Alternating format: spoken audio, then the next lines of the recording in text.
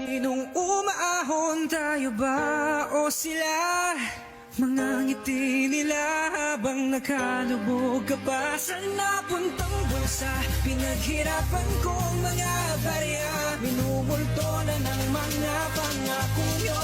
Huwag makinig kayo. Hoy, di lang to tungkol sa salapi. Lugmukan na sa hirap, ang hirap ang umiti. Magtrabaho siyam na oras, na yung pagod pag-uwi. Habang sila'y nasa palasyo, tapos sige ang bilhin ng kung ano-ano. Rolls Royce, mamahalin na damit, na sapatos, oh boy. Lubog na sa baha, tsaka sa utang at ang putyang mga buwayan. Nakalutang hanggat merong